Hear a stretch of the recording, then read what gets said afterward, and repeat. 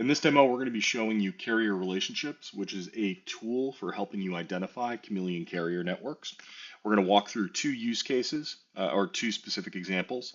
One involving Hope Trans LLC, which was involved in a fatal crash in Texas last year. And in the other, we will use a company called AJ Partners LLC, which was part of another carrier chameleon network or chameleon carrier network. So to get started, let's take a look at Hope Trans. You know, on the surface, aside from obviously when their authority was eventually marked or made inactive, it doesn't look like something that is too, shocking, really. Um, Obviously, we have these fraud signals, which are indicative of what actually happened.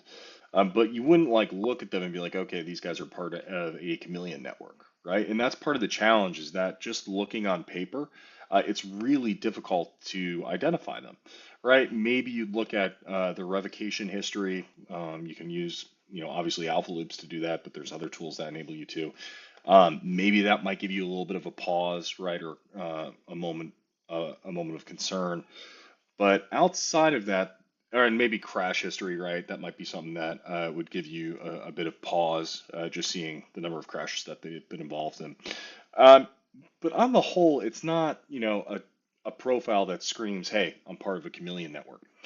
So, what carrier relationships enables you to do is explore the relationships between carriers by the different entities that are associated with them. So, a great way to think about this is think about a detective board. We've taken all of the people, places, things that are involved in commercial transportation in the US and put them on a giant detective board and mapped the relationships between them all. So, to start, let's take a look at Hope Trans LLC. So this is a view of the relationships that Hope Trans Logistics has. And we're looking at a few different things here. We're looking at relationships in terms of equipment, so shared trucks and trailers. We're looking at shared company officers, email addresses, phone numbers, physical addresses, officer surnames, because oftentimes you'll see another entity that opens, for instance, under a relative, maybe it's a spouse or a brother or a sister, um, the state in which they operate, the city, and then we also take another view of addresses, which is essentially, a lot of the times what will happen is they will change how they write the address between entities. It's the same actual address, but it's written in a slightly different way where it wouldn't get picked up. So we actually geocode all of those addresses. So we know, okay, well, these two addresses are within 3 meters of each other and they share a company surname or a family surname. They might be related. So looking at Hope Trans, what we can see are some relationships that we would expect and potentially some that we wouldn't. So for instance, UPS, that makes sense, right? And we can see that they shared trucks and trailers with UPS. Penske, obviously that makes sense. Swift, that makes sense as well. JB Hunt, etc. But there are a couple here that are worth exploring. So we can see one called B Zone Logistics, which actually ended up being a part of the fraud network. So exploring this a little bit, we can see that they shared 44 trailers with B Zone and 39 trucks with them. And if we click into this, we can see that. So these are all of the VINs of those trucks and all of the VINs of those trailers. We can also see that they're registered in the same state, which is interesting. Here's another one. ABA Carriers. They shared 6 trucks and 4 trailers, and they're located in the same state. Same thing with Goga Billions. They shared a number of, maybe not as many pieces of equipment, but they shared some equipment with them and some trailers with them. But let's take a look at B-Zone Logistics. If you were to just use, kind of call it tracing the metal, so just looking at equipment and how it's been being shared between these carriers, that your analysis might end here.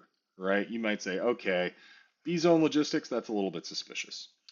But when you actually dig into B-zone,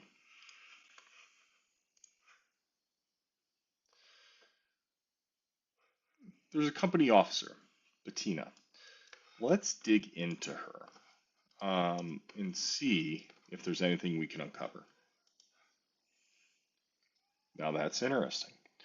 So what we found, just to tie it together, Hope Trans is connected to B-Zone Logistics through a number of pieces of equipment. I think it was like, when we looked, I think it was like 85 trucks and maybe 44 trailers, something along those lines. And it looked like the relationships end there. But what we did was then say, okay, well, let's look at B-Zone. And we saw this company officer for B-Zone. And we found that there are other entities associated with them. So AG Freight and Rasua Enterprises have the same company officer as B-Zone Logistics. And B-Zone is connected to Hope Trans by a number of pieces of equipment. So what's interesting is when you actually think about, okay, well, who's part of this network and who's been identified so far? B-Zone has been identified. Rasua Enterprise and AG Freight have not. Um, that's the type of thing that carrier relationships enables you to very easily understand. So just jumping back to B-Zone for a second, we enable you to visualize this a few different ways. Here we see Hope Trans again. You can visualize it in this way, which is kind of like an entity view where you can see all the different pieces of equipment and how they're connected to different carriers. We also give you a very simple card view. So here we can see if you were to look at B-Zone Logistics, we'd recommend that you actually look at Hope Trans because they shared a number of equipment. Let's go through another example. Let's take a look at a company called AJ Partners. So completely unconnected from Hope Trans, but a similar story. And let's jump into our graph view. Let's remove state because it's a little, there we go. All right, so here, a very similar story, although maybe a little bit more simple.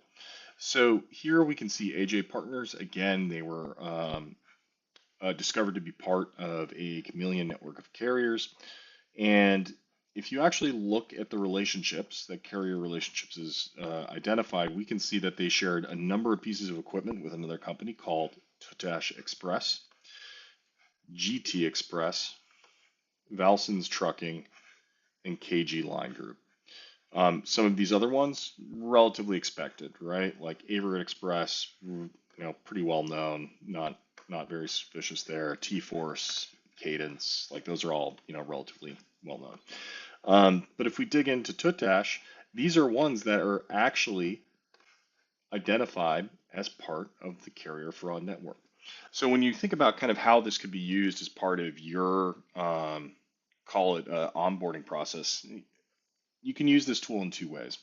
One is proactively. So when a carrier signs up, you want to make sure that or you're potentially looking at bringing on a new carrier, you want to make sure that they aren't part of or are related to another carrier that you've blacklisted in the past, right? The other is in terms of investigation. So if you were to try and, let's say you got burned on a load or on a particular line of credit that you wrote, if you wanted to try and dig in and understand, okay, well, who are all the other entities that are connected to this bad actor, a tool like Carrier Relationships enables you to do that. If you have any questions, feel free to reach out to us at hello@runalphaloops.com or just ping us on LinkedIn, and we'd love to walk you through a personalized demo. Thanks.